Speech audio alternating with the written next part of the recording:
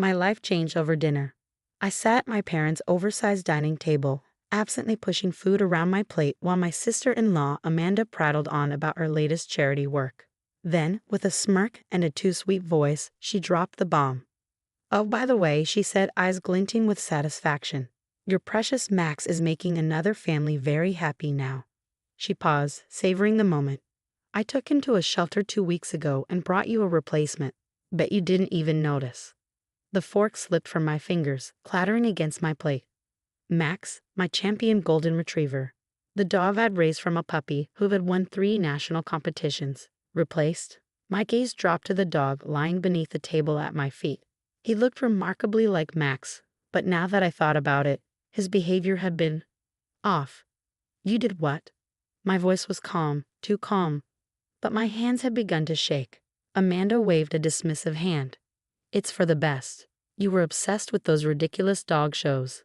Now, a deserving family has a beautiful purebred, and you have a rescue who needs love." I helped everyone. I glanced around the table. My brother Tom stared at his plate. My parents shifted uncomfortably but said nothing. Their silence was nothing new. They had always preferred keeping the peace over confronting Amanda. "Interesting," I said, taking a slow sip of water. Amanda's smile faltered slightly. She expected outrage, maybe even tears. What she didn't know, what none of them knew, was that Max wore a GPS tracker. Not the obvious kind, but a sleek, high-tech device embedded in his collar. Years in the dog show circuit had taught me to take precautions. "You had no right," I said quietly, pushing back from the table. "Max isn't just a pet. He's my partner, my business, my friend." Amanda rolled her eyes. "Oh please, he's just a dog. Besides, I did you a favor. That show circuit was making you unbearable. Always traveling, always training. Now you can actually enjoy having a normal pet." I stood pulling out my phone. A few taps brought up the GPS tracking app. Max's location pinged immediately, 30 miles away. The app's history mapped every stop he'd made in the past 2 weeks, including his time at the shelter and the address of the family who adopted him. "Where exactly did you take him?" I asked, though I already knew. "Happy Tales Shelter on 5th Street, Amanda said, smug.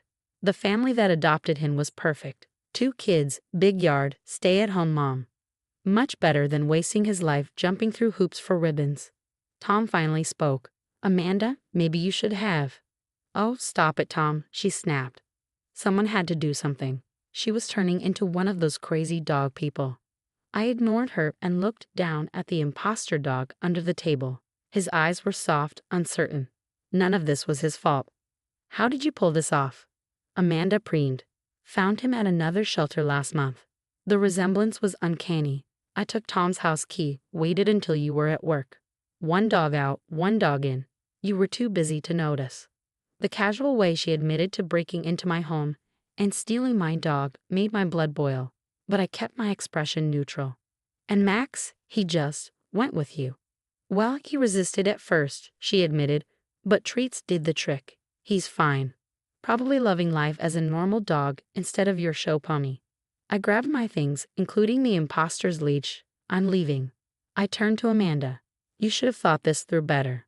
She laughed. "What's there to think through? It's done. What are you going to do about it?" I didn't answer. I didn't need to. The drive home was tense. The replacement dog, Charlie, I decided, sat quietly in the backseat. First thing tomorrow, I check for a microchip and track down his original shelter. He deserved a real home, not to be used as a pawn in Amanda's twisted scheme. As soon as I got home, I called my friend Lisa, a dog show judge and an animal rights lawyer. "She did what?" Lisa's voice practically crackled through the phone. "I have proof," I said, pulling up the GPS data. "Every location, every stop." And she admitted at dinner that she stole my house key to do it. Lisa was already typing. "This is theft, plain and simple. And because of Max's competition titles and registered status, it's grand theft in most states. We'll get him back. And trust me, Amanda's going to regret ever touching your dog." As I got ready for bed, my phone buzzed. A text from Amanda. "You're being awfully quiet." Finally realizing I did you a favor. I didn't reply. Let her think she'd won. Tomorrow would be full of surprises. Charlie whined softly from Max's bed. I patted the spot beside me, and he hesitated before jumping up, curling against my side. "Don't worry, boy," I murmured, scratching behind his ears. "We're going to fix this, for both you and Max." The next morning started with a barrage of phone calls. Lisa had already contacted Happy Tails Shelter and was orchestrating our next moves. "The shelter is horrified," she told me. "Amanda claimed she was your authorized representative, saying you were too distraught after a family death to handle Max's surrender. She even forged your signature." I clenched my jaw, refreshing the GPS tracker. Max was still at the same address in Oakwood. "Do we need the police?" "Already handled.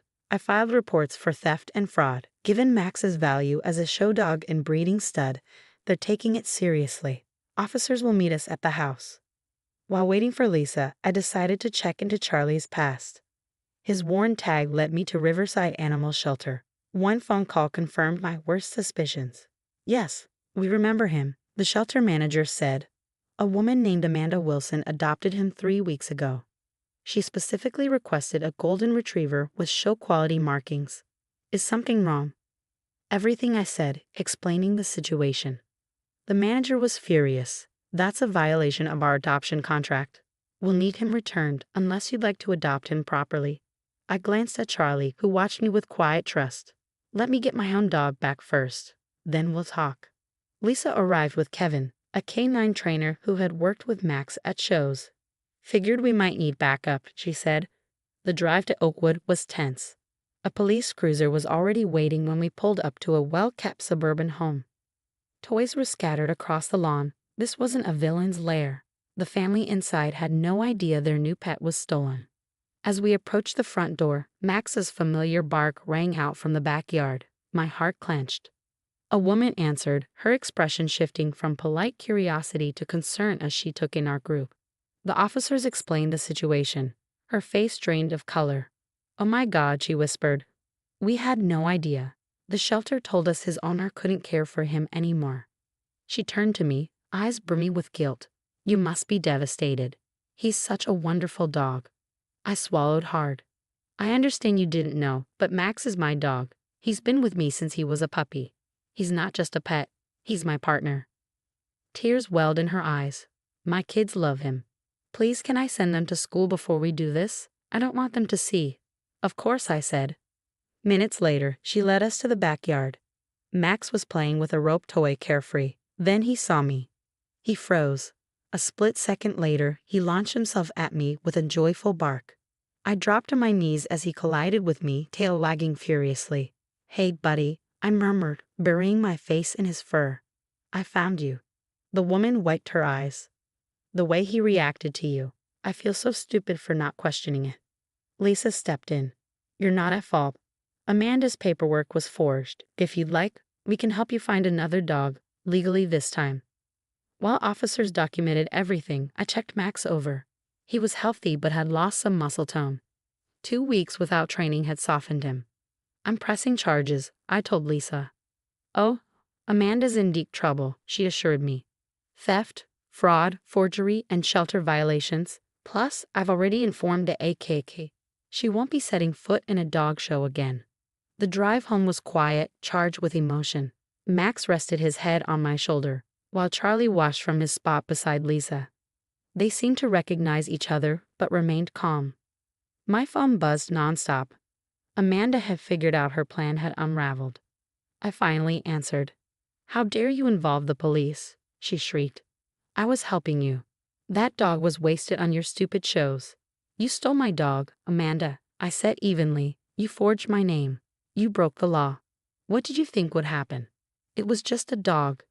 "Tom agrees with me. You're being ridiculous." "Funny," I said, because Tom already called to apologize.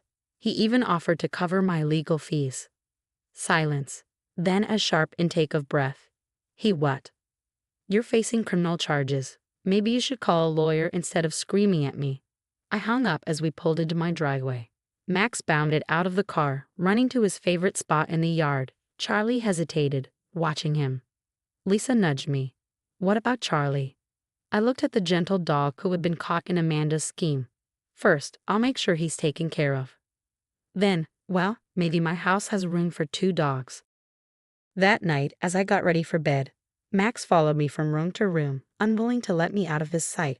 Charlie watched from his new bed in the corner, already fitting into our routine. A text from Tom popped up. "Amanda's been served. She's hysterical. I had no idea she'd do this. I'm so sorry." I didn't reply. Tomorrow would bring more legal matters. But tonight, I had my dog back. Max jumped onto my bed, curling beside me. I scratched behind his ears, his favorite spot. "No one's ever taking you away again, buddy," I whispered. "I promise." The legal fallout from Amanda's actions was swift and unforgiving. 3 months after recovering Max, I sat in the courthouse watching my sister-in-law face the consequences of her choices. Lisa stood confidently before the judge. "Your Honor, this wasn't just a lapse in judgment. Ms. Wilson deliberately orchestrated the theft of a registered show dog, falsified legal documents, and violated multiple shelter agreements." Amanda sat stiffly beside her lawyer, the arrogance she once carried replaced by restless fidgeting. She had tried to frame it as a simple family dispute, but the evidence was undeniable. GPS data tracking Max's location, her recorded confession at dinner, and the forged shelter paperwork. Every detail pointed to premeditated theft. The judge's gaze sharpened as he flipped through the documents. "So you adopted a shelter dog for the sole purpose of using him as a stand-in for the one you intended to steal?" Amanda's voice wavered. "I was just trying to help. She's obsessed with those shows." "By committing fraud and theft?" The judge's expression hardened. "Your actions display a troubling disregard for both the law and the well-being of these animals." The final verdict exceeded our expectations. Amanda was sentenced to probation, ordered to pay substantial fines, and banned from adopting pets from any shelter in the state. She was also required to reimburse me for Max's lost competition earnings and cover the costs of Charlie's care. As for Charlie, he never left. I couldn't imagine sending him back after everything he had been through. He and Max had formed an unexpected bond. The champion show dog and the shelter rescue, each finding something they needed in the other. Outside the courthouse, Tom approached hesitantly. We hadn't spoken much since everything unraveled. "I left her," he said quietly. "This whole mess made me realize how controlling she's always been. I didn't see it before." I studied my brother, seeing the exhaustion in his eyes. "She needs help, Tom. Real help." "I know. Counseling is part of our separation agreement." He exhaled, watching Amanda disappear down the courthouse steps with her lawyer. "How are the dogs?" A small smile tugged at my lips. "They're great. Max is back in training and Charlie's learning fast. Turns out he's got a knack for agility courses." Life slowly settled into a new rhythm. Max returned to the show circuit, our brief absence explained as a family emergency. If anything, we were stronger now. Charlie became a fixture at every event, watching with an enthusiasm that made me wonder if he had a future in the ring himself. Amanda's actions rippled through the dog show community, prompting stricter security measures and verification policies at shelters. Lisa even helped draft new guidelines to prevent future thefts.